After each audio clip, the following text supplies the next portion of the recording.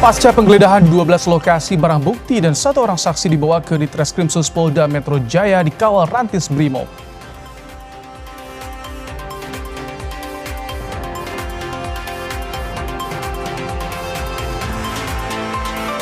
AS Iran belum menemui ujung damai. Presiden Amerika Serikat Donald Trump mengisyaratkan perang bisa kembali pecah.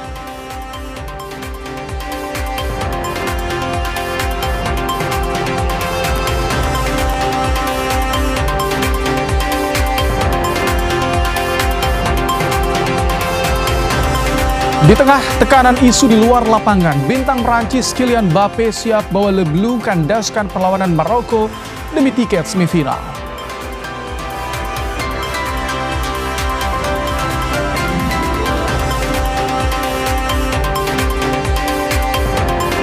Kebakaran TPA Jatiwaringin menjadi alarm bagaimana krisis pengolahan sampah dapat mengancam kesehatan warga.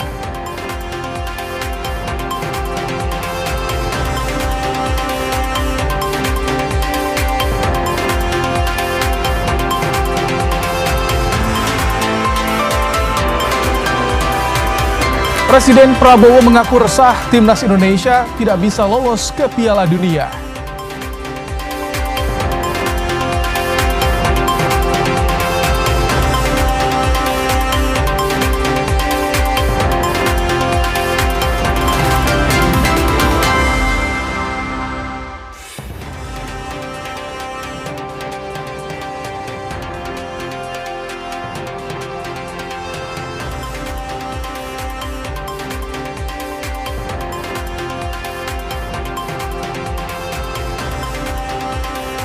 Halo, selamat malam saudara. Anda kembali menyaksikan program Kompas Malam bersama saya Rahmat Ibrahim. Selain 5 informasi tadi, kami juga masih memiliki informasi lainnya untuk menemani malam hari Anda. Langsung saja kita simak informasi pertama di Kompas Malam hari ini saudara. Barang bukti penggeledahan yang sedang diusut Korps Pemberantasan Tindak Pidana Korupsi Polri di sejumlah tempat kembali dibawa ke Ditreskrimsus Polda Metro Jaya menggunakan kendaraan taktis Brimob.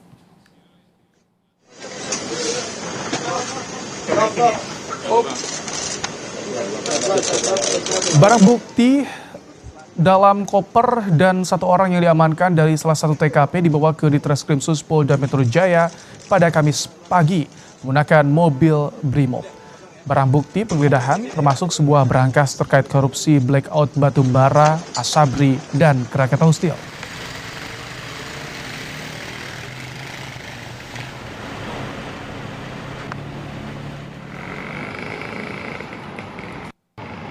Polda Metro Jaya memperketat penjagaan usai melakukan penggeledahan, terutama di area gedung Ditreskrimsus Polda Metro Jaya yang menjadi lokasi penyimpanan barang bukti penggeledahan. Sejumlah anggota Brimob lengkap dengan senjata laras panjang juga terlihat berjaga, termasuk sejumlah kendaraan taktis disiagakan.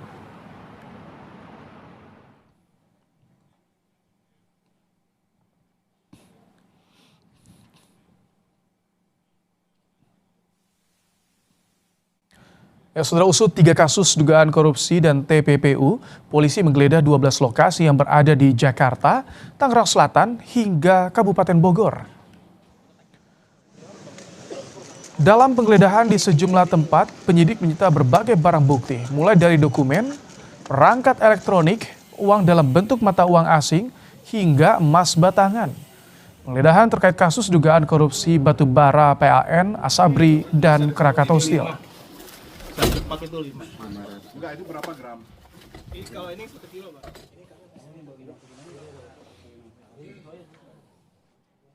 Ya, dalam penggeledahan di Cafe The Clan dan Point Money Changer di Cipete, Jakarta Selatan pada Rabu kemarin, penyidik menyita uang tunai sebesar 67 miliar rupiah. Penyidik juga menyita puluhan barang bukti berupa dokumen dan perangkat elektronik.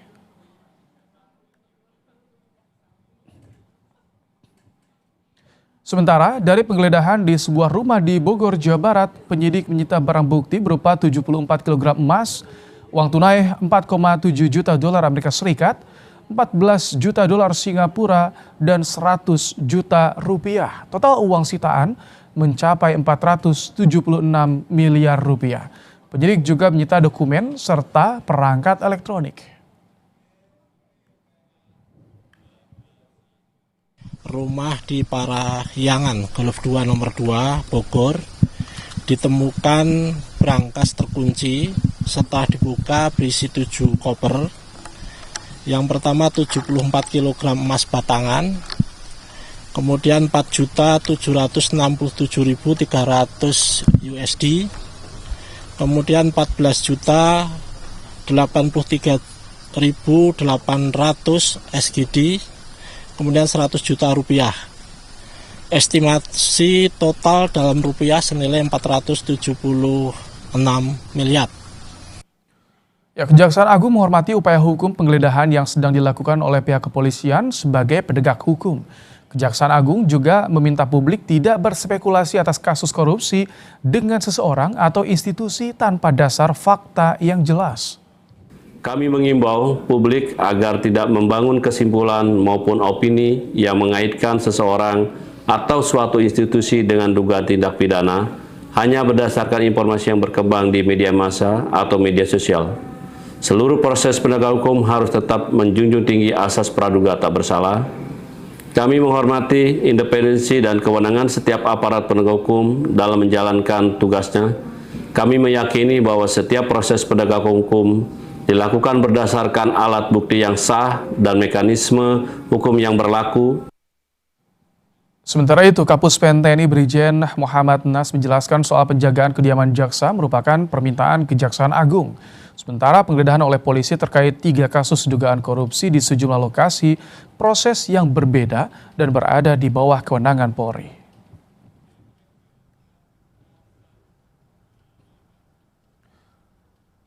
Kapus Pen TNI menjelaskan pengamanan jaksa benar bahwa pengamanan tersebut dilakukan atas permintaan institusi kejaksaan dan telah dikoordinasikan sesuai mekanisme dan ketentuan yang berlaku sebagaimana Perpres nomor 66 tahun 2025 yang berkaitan dengan perlindungan kepada jaksa dalam melaksanakan tugasnya. Pengamanan itu tidak berkaitan dengan isu lain yang saat ini berkembang. Adapun mengenai informasi adanya penggeledahan oleh Polri terhadap sejumlah lokasi, hal tersebut merupakan proses yang berbeda dan menjadi kewenangan Polri.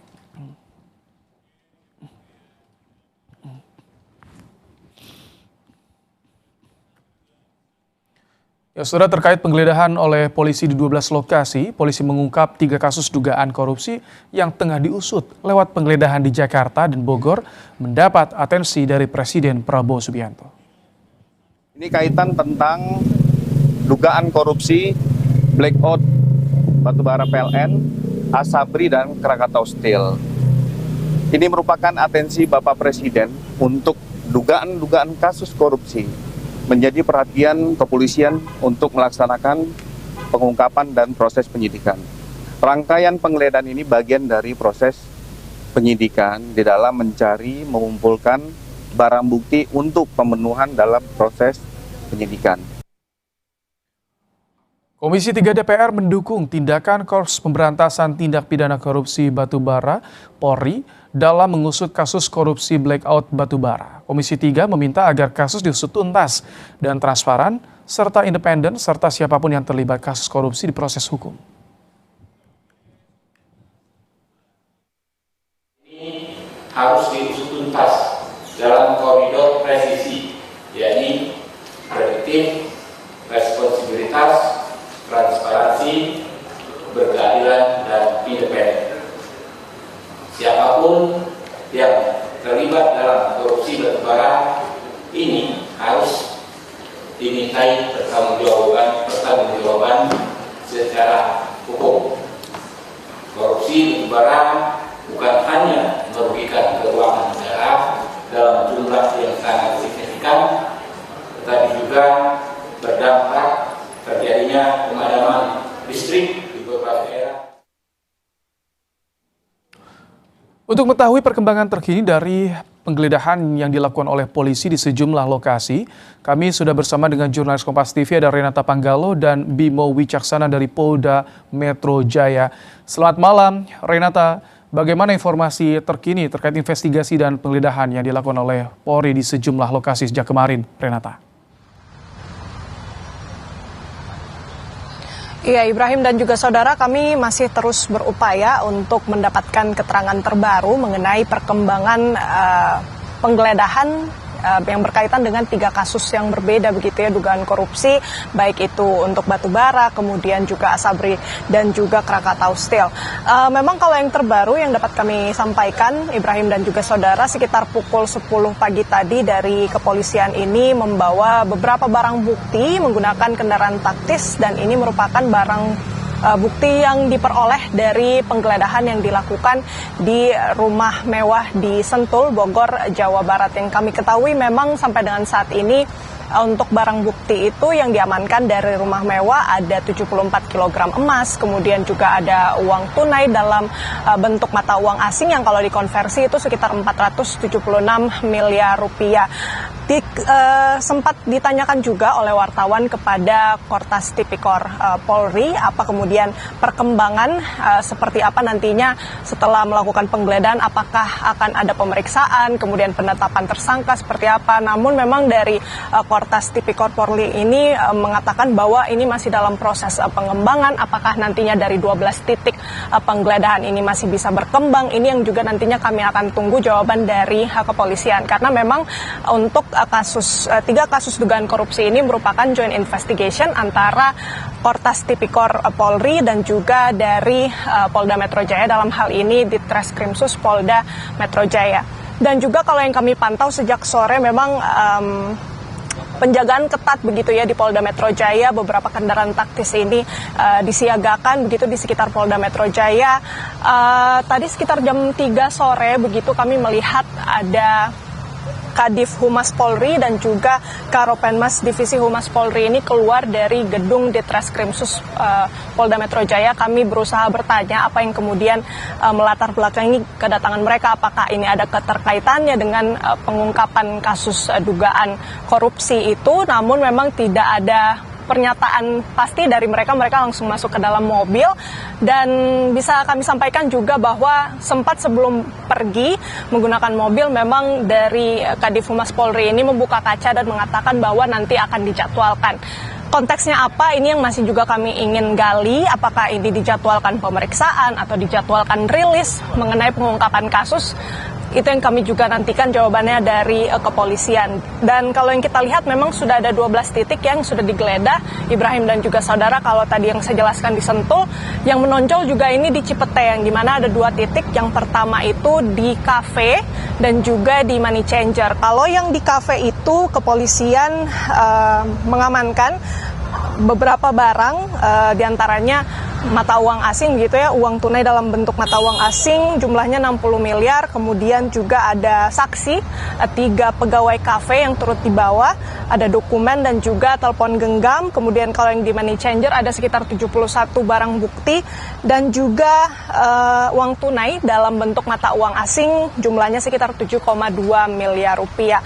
Jadi memang sudah cukup banyak begitu barang bukti dan masih ada kemungkinan terbuka begitu ya bahwa kasus ini bisa dikembangkan, titik-titik yang akan digeledah.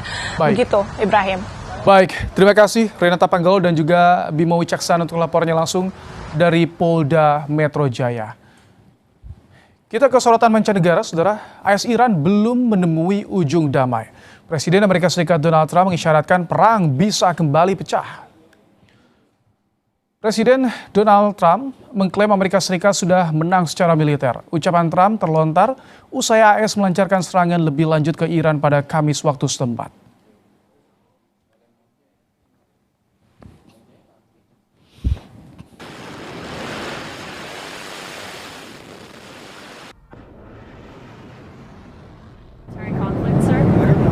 I don't know. Would win it very quickly. It's another way of doing it. We have many ways we can win. We've already won militarily. They have very little left, and they want to make a deal so badly. They called a little while ago. They want to make a deal so badly. I just don't know if they're worthy of making a deal. I don't know that they're going to honor the deal. It's sort of crazy, to be honest with you. It's sort of crazy. They're a little bit out of control, but they want to make a deal badly. Sementara itu, media Amerika Serikat Fox News melaporkan asap mengepul dari pelabuhan Iran setelah Amerika meluncurkan gelombang serangan baru. Serangan dilakukan usai Komando Pusat AS menyatakan menargetkan Iran sebagai balasan atas serangan ke kapal-kapal kargo di Selat Hormuz.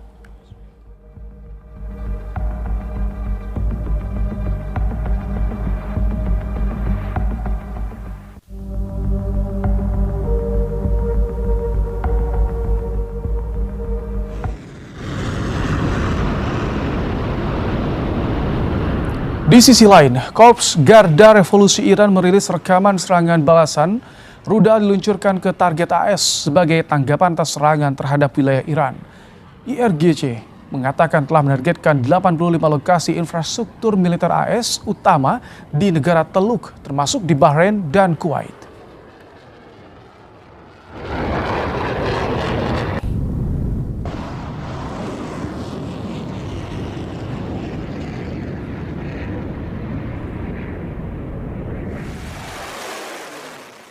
Sementara itu, saudara, sebuah ledakan terlihat di Chabahar, Iran setelah militer AS melancarkan serangan baru terhadap Iran.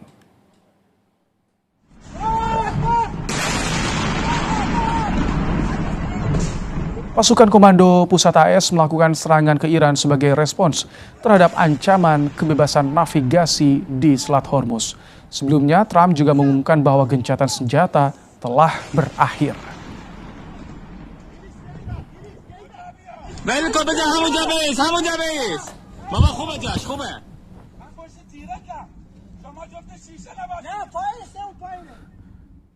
Ya, saudara, di tengah tekanan isu di luar lapangan, bintang Prancis Kylian Mbappe siap bawa Le Bleu kandaskan Maroko yang penuh dengan misi balas dendam. Lebih lengkap nanti kita akan bahas usai jeda bersama dengan Gita Suwondo.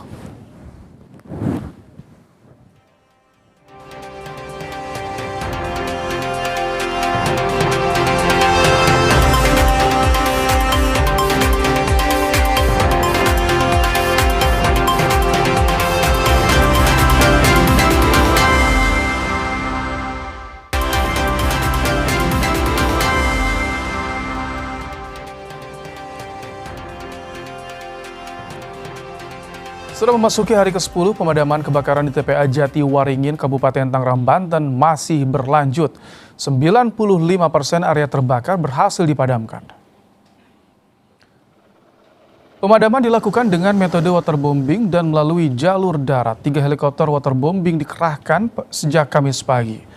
Tim pemadam memadamkan langsung titik-titik api yang melalui selang yang terhubung dengan mobil pemadam kebakaran.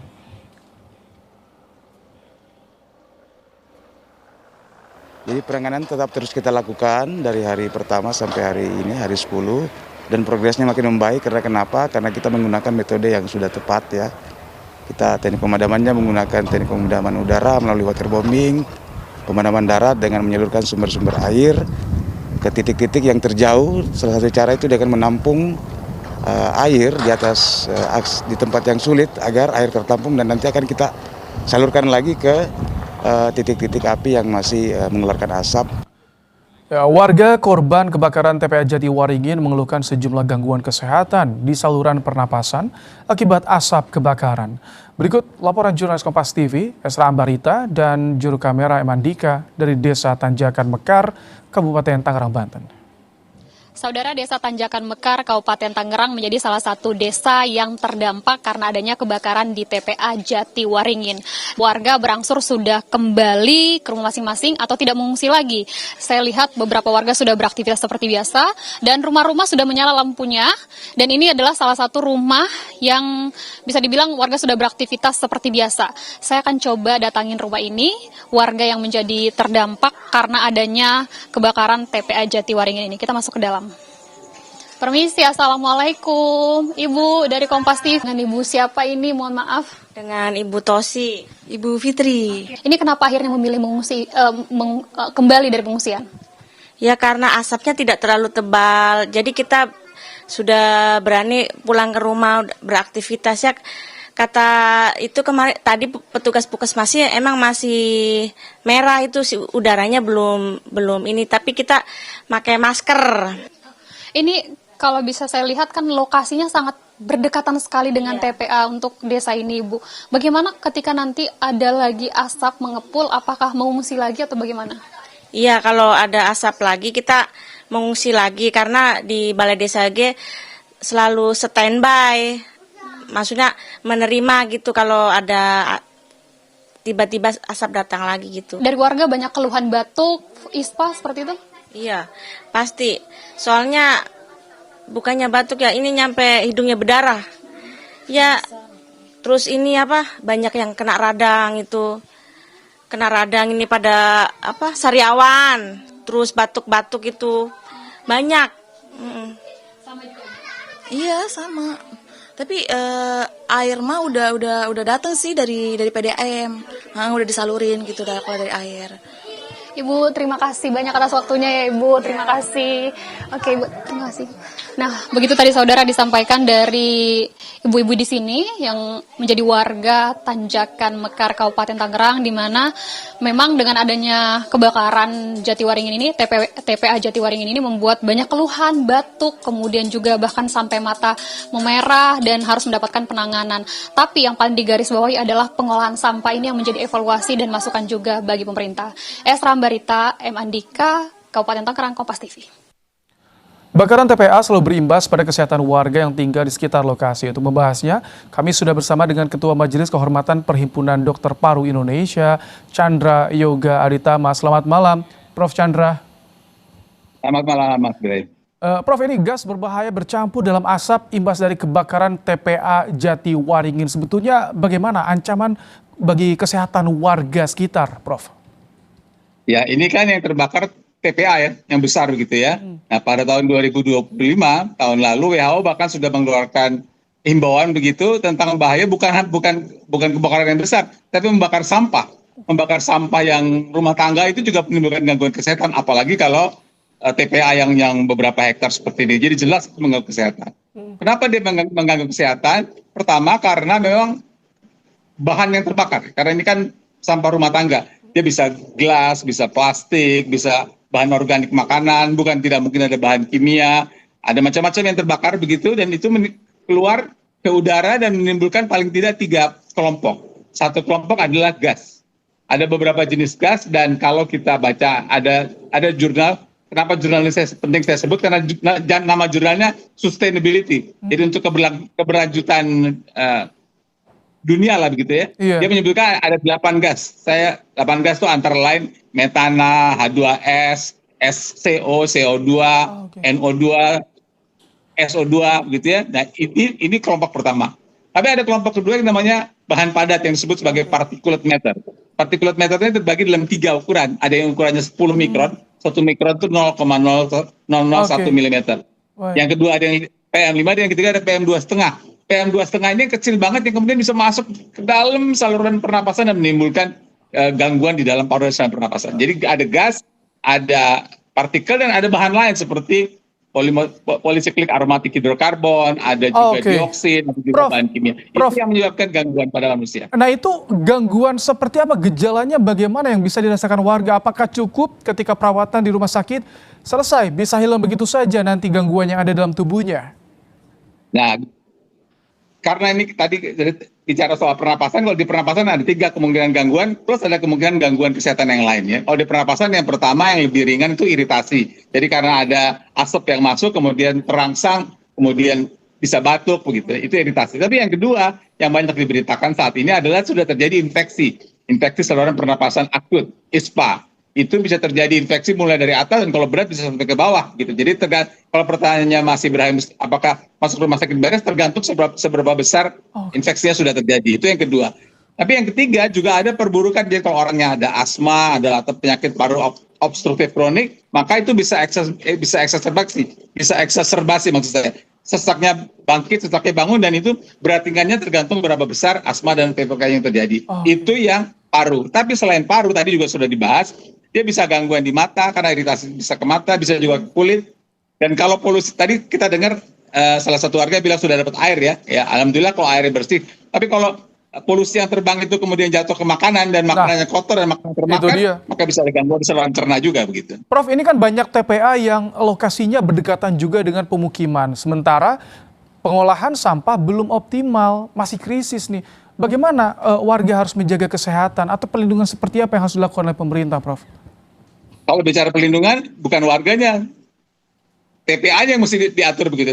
Tadi saya sudah mulai dengan jangankan TPA yang berhektar-hektar. Pembakaran sampah pun sebenarnya menimbulkan masalah bagi kesehatan dan itu harus dikendalikan, apalagi kalau TPA berhektar-hektar seperti ini. Jadi mesti ada upaya teknologi, dan kalau di dalam jurnal yang sustainability itu dia bilang pakai AI, pakai machine learning, pakai deep apa saya lupa satu lagi, itu ada teknologi sehingga tempat pembuangan sampah yang besar ini bisa terkendali dengan lebih baik dan tidak menimbulkan kebakaran seperti ini. Jadi yang mesti ditangani sumbernya. Warga sih bisa saja mencoba melindungi diri, pakai masker atau pakai respirator yang lebih keren. Tapi kan kalau sumbernya terus ada, apalagi kalau lama seperti ini ya tentu akan mengganggu. Jadi permohonannya tentu pada pemerintah, tolong TPA-TPA ini dijaga dengan baik, dikelola dengan baik, dengan teknologi pengelolaan sampah yang baik, supaya jangan sampai menimbulkan kebakaran apalagi dan polusi seperti yang terjadi sekarang. Apakah yang mengancam polusi hanya dalam bentuk udara atau justru ada yang lebih bahaya seperti air yang terkontaminasi, Prof? Tiga-tiganya, udara, air, dan darat. Jadi daratannya juga bisa terkontaminasi, air yang lewat situ juga bisa terkontaminasi. Dan yang udara ini seperti disampaikan, dia bisa jatuh ke sumur warga misalnya, atau jatuh ke makanan yang ada dijual sekitar situ. Jadi memang polusinya ini, kenapa di WHO mengangkat soal kebakaran sampah ini bisa mengganggu juga environment secara keseluruhan. Jadi memang polusinya bukan hanya udara, walaupun utamanya udara karena udara langsung kelihatan, orang yang langsung batuk dan sebagainya. Oke, semoga ini menjadi alarm bagaimana pengolahan sampah kita harus lebih aman dan juga bisa menjaga kesehatan warga yang berada di sekitar. Terima kasih Ketua Majelis Kehormatan Perhimpunan Dokter Paru Indonesia, Chandra Yoga Aditama, telah menyampaikan pandangannya di program Kompas Malam hari ini. Terima kasih, Prof. Terima kasih, Pak. Usai jeda, saudara, Presiden Prabowo mengaku resah timnas Indonesia tidak bisa lolos ke Piala Dunia.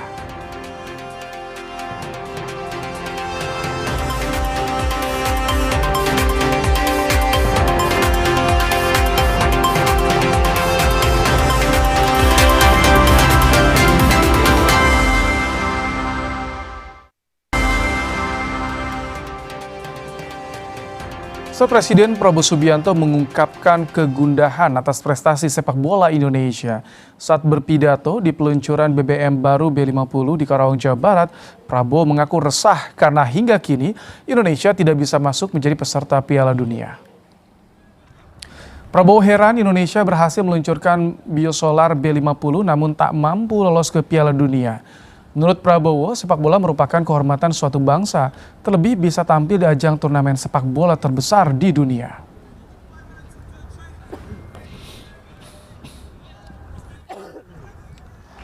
Jadi saya resah, terus saja saya resah. Kita bisa B50, tapi tidak bisa masuk Piala Dunia, saya masih tidak puas. Saya tidak puas. Bagaimana caranya masuk Piala Dunia? Saudara-saudara jangan anggap enteng.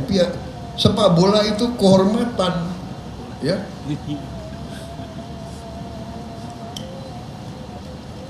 Siapa bertanggung jawab? Mana? Erick Thohir mana? Erick Thohir. Boy, kasih tahu ademu ya. Aduh.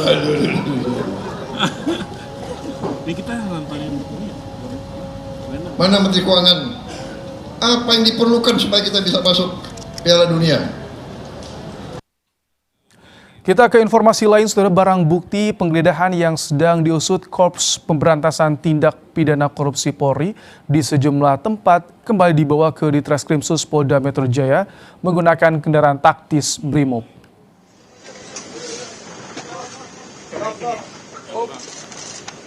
Barang bukti dalam koper dan satu orang yang diamankan dari salah satu TKP dibawa ke Ditreskrimsus Polda Metro Jaya pada Kamis pagi menggunakan mobil Brimob. Barang bukti penggeledahan termasuk sebuah berangkas terkait korupsi blackout batubara, Asabri, dan Krakatau Steel.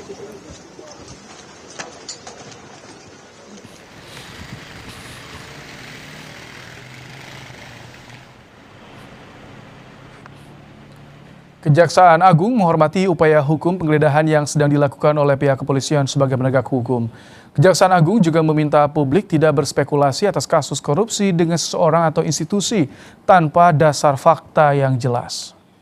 Mengimbau publik agar tidak membangun kesimpulan maupun opini yang mengaitkan seseorang atau suatu institusi dengan dugaan tindak pidana hanya berdasarkan informasi yang berkembang di media massa atau media sosial. Seluruh proses penegak hukum harus tetap menjunjung tinggi asas praduga tak bersalah. Kami menghormati independensi dan kewenangan setiap aparat penegak hukum dalam menjalankan tugasnya. Kami meyakini bahwa setiap proses penegak hukum dilakukan berdasarkan alat bukti yang sah dan mekanisme hukum yang berlaku. Ya, terkait penggeledahan oleh polisi di 12 lokasi, polisi mengungkap 3 kasus dugaan korupsi yang tengah diusut lewat penggeledahan di Jakarta dan Bogor mendapat atensi dari Presiden Prabowo Subianto. Ini kaitan tentang dugaan korupsi blackout batubara PLN, Asabri, dan Krakatau Steel. Ini merupakan atensi Bapak Presiden untuk dugaan-dugaan kasus korupsi menjadi perhatian kepolisian untuk melaksanakan pengungkapan dan proses penyidikan. Rangkaian penggeledahan ini bagian dari proses penyidikan di dalam mencari, mengumpulkan barang bukti untuk pemenuhan dalam proses penyidikan. Usai jeda kami kembali dengan informasi lainnya tetap di Kompas Malam, Saudara.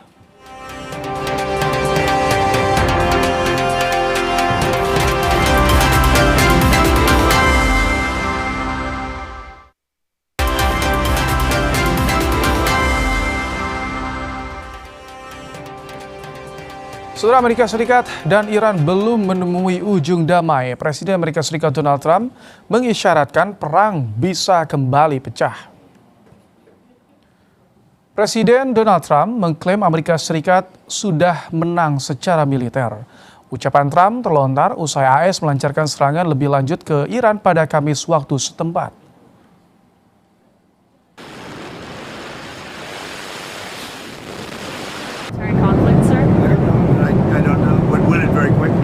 Another way of doing it. We have many ways we can win, but we've already won militarily. They have very little left, and they want to make a deal so badly. They called a little while ago. They want to make a deal so badly. I just don't know if they're worthy of making a deal. I don't know that they're going to honor the deal. It's sort of crazy, to be honest with you. It's sort of crazy. They're a little bit out of control, but they want to make a deal badly.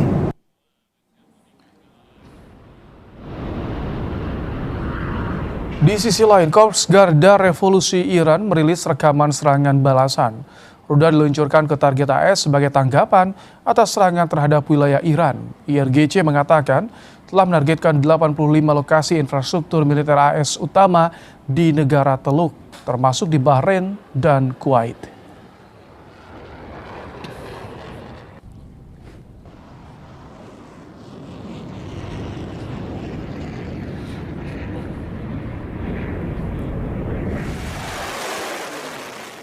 Ya, Saudara, terima kasih Anda telah menyaksikan program Kompas Malam hari ini. Perbarui terus informasi Anda di Kompas TV dengan 3 botol air mineral 700 ml yang setara 2 liter air untuk 1 hari penuh kesejukan. Saya Rahmat Ibrahim, sampai jumpa.